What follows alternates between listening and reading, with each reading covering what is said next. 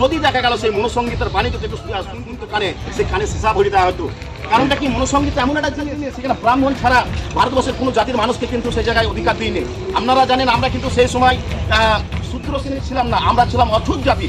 অছুত জাতির মানে কি, আপনি যদি ব্রাহ্মণকে ছুঁয়ে দিতেন, আপনারা জানেন আজ থেকে 20 থেকে 30 বছর আগে আমাদের বাপ ঠাকুরে যখন উচ্চবর্ণের বাড়িতে যেত, আমাদের দেখা গেল উৎসব অনুষ্ঠানে কিন্তু আমাদের বাবা সাহেব ডক্টর বি.আর. আম্বেদকর, আজ যদি আম্বেদকর না থাকতো, সংবিধান যদি ভারতবর্ষে তৈরি না হতো, আপনারা জানেন বি.আর. আম্বেদকরের সেই সময় 32টা ডিগ্রি ছিল, কিন্তু মুচির সন্তান হয়ে বি.আর. আম্বেদকরকে একটা সময় স্কুলে পড়তে দেওয়া হয়নি, বা স্কুলে যে মদটা সেই মদটা পর্যন্ত কিন্তু জল খেতে দেওয়া হয়নি, তাকে দূরে থেকে এমনিতে জল পান করিয়েছেন।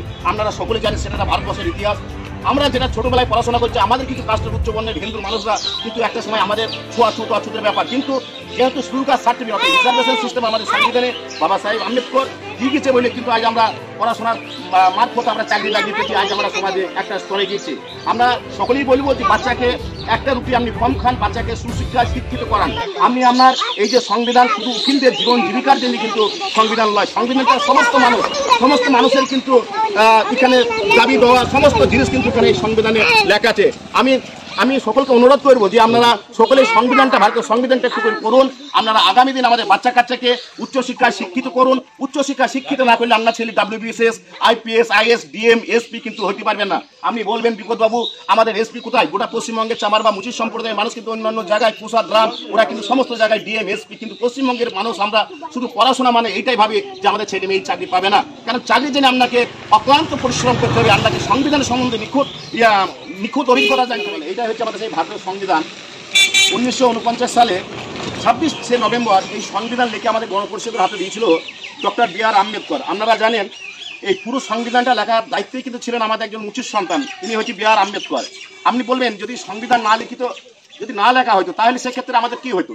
অবশ্যই হতো। আজ যে সংবিধানের পরিপ্রেক্ষিতে আমরা যে বিভিন্ন অধিকারগুলো পেয়েছি, সেখানে কি অধিকার পেয়েছি? সাম্যের অধিকার পেয়েছি, শিক্ষার অধিকার পেয়েছি, সম্পত্তির অধিকার পেয়েছি। আপনারা জানেন 1950 সালের আগে যখন আমাদের সংবিধান চালু হয়নি, তখন আমাদের যারা শিডিউল কাস্ট অছুত জাতি ছিলাম, সেই সব জাতির মানুষদেরকে যখন আমরা রাস্তা দিয়ে বেরিয়ে যেতাম, তখন আমাদের থুতু করবে বলে পেছনে দেখা গেল একটা মটকা বিন্দু দেওয়া হতো, তার পেছনে একটা ঝাড়ু বিন্দু দেওয়া হতো। আপনারা জানেন এই জন্যই দেখবেন বিশেষ করে আমাদের দাসপাড়া গ্রামের এক সাইডে রাখা হয়েছে। আপনারা জানেন দাস বা মুচির সম্প্রদায়ের মানুষ মরা পশুর মাংস খেত।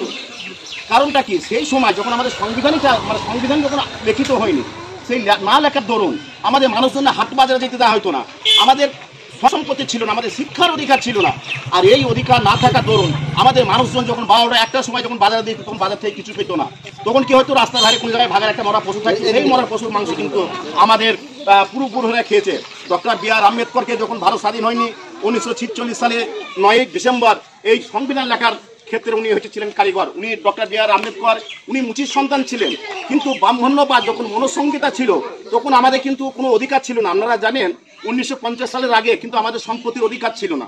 আমাদের কি ছিল না? আমাদের সমাজে কোনো জায়গায় দেরি কথা বলবো সে ক্ষমতা আমাদের ছিল না। আজও সেই যাতায়াত ভেদাভেদ। আপনারা যখন দূরে থেকে আসবেন কোনো জায়গায় কাউকে জিজ্ঞাসা করবেন, দাদা এটা কোন পাড়া? পাশের গ্রামের লোক কিন্তু আপনাকে দাসপাড়া দেখাবে না, এটাকে দেখাবে ওটা মুচিপাড়া দেখার আগে যাবেন কি মুচিপাড়া। অর্থাৎ ভারতবর্ষের জাতির সূচক কিন্তু বাবা সাহেব আম্বেদকর এই যে সংবিধানে বাবা সাহেব আম্বেদকর শুধু কিন্তু আমাদের শিডিউল কাস্ট হারিয়ে অধিকার দিন, বাবা সাহেব আম্বেদকর সমস্ত মানব জাতির ক্ষেত্রে সংবিধানে কিন্তু একটা দলিল দস্তাবেজ দিয়ে গেছে।